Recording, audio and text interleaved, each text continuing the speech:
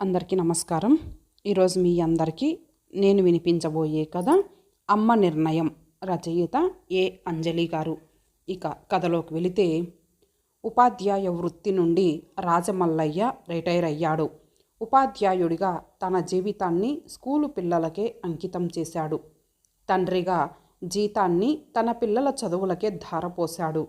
Retire అయ్యే నాటికి తనకంటూ సొంతంగా ఒక్క నయా పైసా కూడా దాచుకోలేదతను. అసలేనాడు అతనికి బ్యాంకు బ్యాలెన్సు లేదు, తెలీదు.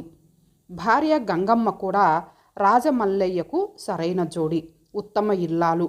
నోరు తెరిచి ఏ రోజు ఆమె తనకై ఏది భర్తని కోరలేదు. సగటు ఇల్లాలుగా ఏ విషయంలోనూ భర్తని నిలదీసింది లేదు. ఆయన ఎంత చెబితే అంత ఊ అనడం తప్పితే వ్యతిరేకించడం ఎరుగదు. 30 సంవత్సరాల వైవాహిక జీవితంలో అతను భార్యకి మంగళసూత్రం మినహా ఒక్క నగ కొనిపెట్టింది లేదు. ఆమె కూడా సర్దుకుపోయింది.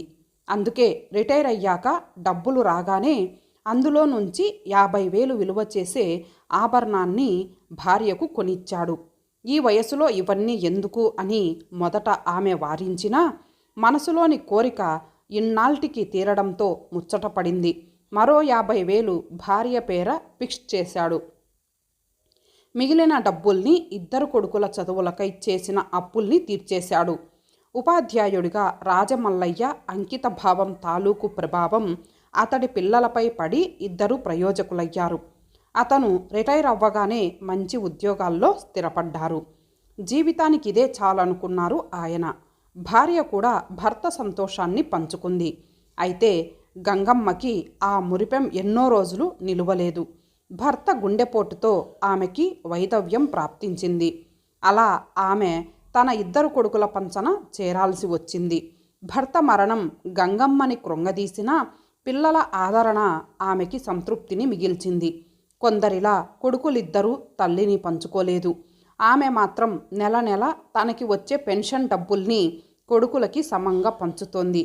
ఏ కొడుకు దగ్గర ఎన్ని రోజులు ఉండాలనిపిస్తే అక్కడే అన్ని రోజులు నిశ్చింతగా కాలం గడుపుతోంది.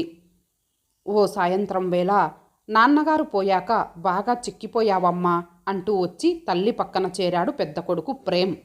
స్వయంగా భర్తే తనని ప్రేమగా పలకరిస్తున్నట్లు అనిపించింది గంగమ్మకు. రాజమల్లయ్యకు జిరాక్సులా ఉంటాడు ప్రేమ్. చప్పున భర్త గుర్తుకొచ్చాడామెకు. ఎర్రగా దబ్బపండులా ఉండేవారు. సన్నగా పొట్లకాయలా ఎలా అయిపోయారో. కోడలు రేఖ సైతం అత్త పట్ల ఆత్మీయతని ప్రదర్శించింది. తోడు లేని పక్షిని, పైగా ముసలితనం. అయినా ఆయనే పోయాక నేనెలా ఉంటే ఏం? గంగమ్మ నిర్లిప్తతగా బదులిచ్చింది. అలా ఎందుకంటావమ్మా? నీకు తోడు నేనున్నాను, తమ్ముడున్నాడు, మనవళ్ళు మనవరాన్లు అంతా లేము? ప్రేమ్ అనునయంగా అన్నాడు. అందుకేగా నేనింకా బ్రతికే ఉంది అందామె. ఇదిగో ఈ పండ్లు తిను, బల్ల మీద పెట్టిన ప్యాకెట్ని చూపిస్తూ చెప్పాడు ప్రేమ్. కోడలు రోజు ఏదో ఒక జ్యూస్ ఇస్తోంది కదరా, మరలా ఇవన్నీ ఎందుకు చెప్పు అంది. పర్వాలేదత్తయ్య, పిల్లలతో పాటు మీకు, కోడలు రేఖ అంది. నాన్నగారు లేరన్న దిగులు నీలో కనిపించకూడదన్నదే మా తాపత్రయమమ్మ గంభీరంగా అన్నాడు ప్రేమ్. ఆ అభిమానానికి గంగమ్మ గుండె నిండుకుంది. భోజనాల దగ్గర రోజు రోజుకి తిండి తగ్గిపోతోందమ్మా, మరి చిన్నపిల్లలా భోంచేస్తున్నావు. చిన్న కొడుకు కరుణాకర్ చిన్నప్పటిలా బొంగమూతి పెడుతుంటే ముచ్చటేసింది గంగమ్మకు. పిచ్చి తండ్రి, అచ్చు తన పోలికే. భర్తని తను కూడా ఇలాగే నిలదీసేది. కంచంలో ప్రేమగా మరింత వడ్డించేది. వారించినా వినేది కాదు. ఒక జ్ఞాపకం ఆమె గుండెని స్పృశించింది సమీరంలా. నాన్నగారు పోయారని మాకు మాత్రం బాధగా లేదు. అంత మాత్రాన తిండి మానేస్తే ఎలాగమ్మా తిరిగి అన్నాడు అతనే. బదులు పలకలేదు. మీరు ఈ వయసులో కూడా ఆరోగ్యంగా ఉండడం నిజంగా మా అదృష్టమే అత్తయ్య. మామయ్య మీద దిగులున్నా మరి ఆరోగ్యం కాపాడుకోవడానికైనా ఓ ముద్ద తినాలి కదా. కోడలు కూతురై అభిమానంతో మందలిస్తోంది. ఆయనే లేరు, ఏం తిన్నా ఎంత తిన్నా జీవోత్సవంలా బ్రతకడమేగా పెదవి విప్పింది గంగమ్మ. నిజమేనమ్మా, నాన్నెలాగూ లేరు. కళ్ళ ముందున్నా నీవైనా కనీసం కలకలలాడుతూ తిరిగితే మాకదే ఆనందం కదమ్మా అంటూ కొసరి కొసరి వడ్డిస్తున్న చిన్నబ్బాయిని చూసి గంగమ్మ మనసు పొంగిపోయింది. ఆ అనురాగం ఆమెని కట్టిపడేసింది. కోడన్లు కూడా కొడుకులకి ఏం తీసిపోకుండా తనని ప్రేమగా చూసుకుంటున్నారని ఇరుగు పొరుగు వాళ్ళకి ఆనందంగా చెప్పుకునేది. ఎంత చక్కని సంతానాన్నిచ్చావయ్యా తృప్తిగా అనుకుంటూ పైలోకాన ఉన్న భర్తని తలచుకుని ఆనంద బాష్పాలు రాల్చేది గంగమ్మ. అలా అందరి ఆదరాభిమానాలతో ఆమె వార్ధక్యం ఓ 6 నెలల పాటు సుఖమయంగా గడిచిపోయింది. అలాంటి తరుణంలో ఊహించని విధంగా ఆ గంగమ్మ తల్లి గుండె అట్టడుగు పొరల నుండి ఒక విషాదపు సునామీ ఆమె కనుకొనల తీరానికి అశ్రుకణాలని చేరవేసింది. జీవితమనే నాణ్యానికి బొమ్మ బొరుసు రెండూ ఉంటాయని తొలిసారిగా ఆమెకి తెలిసి వచ్చింది. తెల్లవారుజామున గంగమ్మకి ఎందుకనో మెలకువ వచ్చింది. దాహంగా అనిపించి మంచినీళ్ల కోసమని వెతికింది. రాత్రి తన గదిలో నీళ్లు పెట్టడం కోడలు మర్చినట్టుంది అనుకుంటూ వంటగదిలోకి వెళ్తుంటే దారిలో ఉన్న బెడ్రూమ్ నుండి గట్టిగా మాటలు వినబడ్డాయి. వినడం సభ్యత కాదని మనసు వారిస్తున్నా కదలమని కాళ్ళు మొరాయించాయి. అసంకల్పితంగా ఆగిపోయింది. ఇక ఈ జన్మలో మీరు చంద్రహారం చేయించేటట్లు కనపడడం లేదు విసుగ్గా అంటోంది ఆ గొంతు పెద్ద కోడలు రేఖది. కొద్దిసేపు నిశ్శబ్దం. అబ్బా కాస్త ఓపిక పట్టవే, తొందరలోనే ఎలాగైనా అమ్మ నగలతో నీ కోరిక తీరుస్తానుగా. ఆ గొంతు పెద్దబ్బాయి ప్రేమ్ది. ఏం చేయించడమో ఏమో, అదిగో ఇదిగో అంటూ నెలలకి నెలలు గడిచిపోతున్నాయి. మీరు కూడా మీ నాన్నగారిలాగే రిటైర్ అయ్యాక నగలు కొనిపెడతారులా ఉంది. అయినా దేనికైనా రాసిపెట్టి ఉండాలంటారు. ఆమె ప్రతి మాటలో నిరసన. నీ మొండిపట్టు నీదే, చెబితే వినవు. అన్నప్పుడే కావాలంటే ఎలా? మన చేతిలో పనా? అమ్మ నగలతో వ్యవహారం సర్ది చెబుతున్నాడు. అయినా విధవరాలై ఉండి మీ అమ్మ తగుదనమ్మా అంటూ ఆ నగలు దిగేసుకొని తిరగటమేంటండి? విడ్డూరం కాకపోతే ఇరుగు పొరుగు ముసల్దానికి నగల మీదెందుకింత మోజు అని చెవులు కొరుక్కుంటుంటే భరించలేకుండా ఉన్నాను. తన మనసులోని మాటని ఇరుగు పొరుగు వంకతో కోడలు కొడుకు ముందు బయట పెడుతుంటే వికారం కలిగింది గంగమ్మకు. నా మరణానంతరం కూడా ఈ నగలు నీ శరీరం నుండి తీయొద్దు. ఇది ముందు చూపుతో చెబుతున్నా. నా ప్రేమ చిహ్నంగానైనా ధరించు. చనిపోతూ భర్త అన్న మాటలు ఆ సమయంలో గంగమ్మకు గుర్తుకు వచ్చాయి. అలాంటిది నాకు నగల మీద మోజేంటి? భర్త చివరి కోరిక ప్రకారం నగలు తీయడం లేదు అంతే. ఆమె మనసు పరితపించింది. ఏది ఏమైనా అమ్మకి మాత్రం ఎవరున్నారని? ఆమె పోయాక మీ తోడికోడళ్ళిద్దరికేగా ఆ నగలు. అబ్బాయి చెబుతున్నాడు. భలే వారండి, ఆవిడ పోయాకనా? ఇంకా నయం, గుండ్రాయిలా ఉంది. ఆవిడెప్పుడు పోతుందండి? నిట్టూర్పుగా అంది.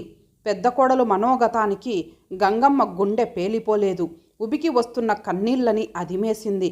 దాహం మాట మరిచి గిర్రున వెనుదిరిగింది. గురువారం దగ్గరలో ఉన్న సాయిబాబా గుడికి వెళ్ళింది గంగమ్మ. ప్రతి వారం భజన కార్యక్రమంలో పాల్గొనడం ఆమెకి అలవాటయ్యింది. అలా సాయంత్రం 1 గంట సేపు దేవాలయంలో గడిపి ఇంటికి తిరిగొస్తుంది. అప్పుడే తిరిగి రాదనే భావనతో చిన్నబ్బాయి కోడలు హాల్లోనే కూర్చొని గట్టిగానే మాట్లాడుకుంటున్నారు.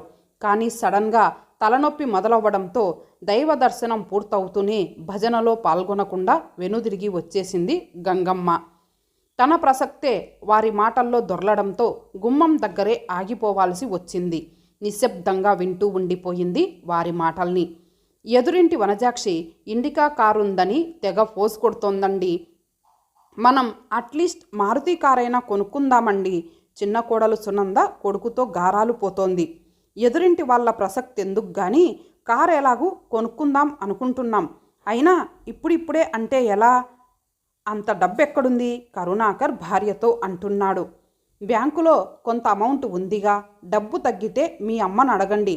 ఆమె పేరిట కూడా ఉందిగా. అయినా డబ్బు ఉంచుకొని తెగ నీల్గుతోంది ముసల్ది. నేనేం చేసుకుంటాన్రా అబ్బాయి అంటూ ఇవ్వొచ్చుగా రుసరుసలాడింది. నిజమే, కానీ ఆ డబ్బు మీద అన్నయ్యకి హక్కుంటుంది.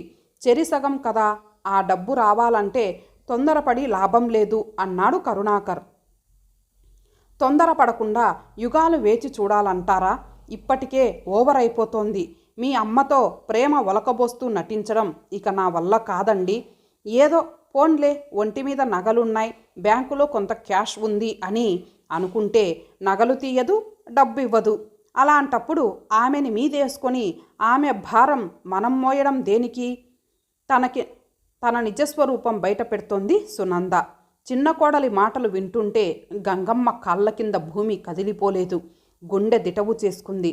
తాడులాగే పందెంలా కొడుకులిద్దరూ భార్యలతో జంటలుగా చెరోవైపు చేరి తన చేతులు పట్టుకొని లాగుతుంటే నిలువుగా చీలుతున్న భావన. పై 2 సంఘటనలు జరిగాక గంగమ్మ వారం 10 రోజులు ఎవరికీ కనపడకుండా పోయింది. అమ్మ కనపడకపోతే కలవరపడతారో లేదో కానీ తన కోసం వెతకవద్దని చెప్పమని ఇద్దరిళ్లలోనూ మనమలకి మనమరాన్లకి చెప్పి వెళ్ళిందామె. ఆ అమ్మ తిరిగొచ్చాక ఎటు వెళ్ళావమ్మా అని ఏ కొడుకు ఆసక్తి కనబరచలేదు, ఆరా తీయనూ లేదు. నీ ఒంటి మీది నగలేమయ్యాయని ఆందోళనగా అడిగారు, మూకుమ్మడిగా నిలదీశారు. గంగమ్మ ఊహ బలపడింది. తన పుత్రులు రత్నాలు కాదు రాళ్ళని, కోడన్లు మేలిమి బంగారం కాదు మేడిపండు చందమని తేట తెల్లమయ్యింది. గంగమ్మ గంగా నదీమ తల్లిలా గంభీరంగా ఉండిపోయింది. కోడన్లు కూడా రెట్టించేసరికి పెదవి విప్పింది. నగల మీది మోజు, నా మీద కపట ప్రేమని కురిపిస్తుంటే పసిగట్టలేకపోయింది ఈ అమ్మ. అమ్మ కోసం కాకుండా అమ్మ నంటి పెట్టుకొని ఉన్న డబ్బు కోసం మీ ఆరాటం చూశాక తట్టుకోలేకపోయింది ఈ గుండె. గంగమ్మ అని అందరి చేత పిలువబడ్డ ఈ గంగ మరి అందరికీ అమ్మే. అందుకే అమ్మగానే ఆలోచించాను. అనాథ శరణాలయ పిల్లల కోసం నా నగలన్నీ ధారపోశాను.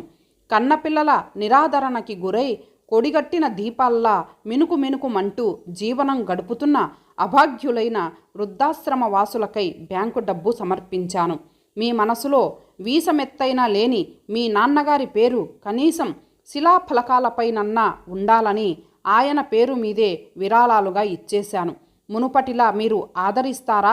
అమ్మగా మీ చెంతే ఉంటాను. రాజమల్లయ్య సారు చనిపోయి ఏడాదైనా కాలేదు.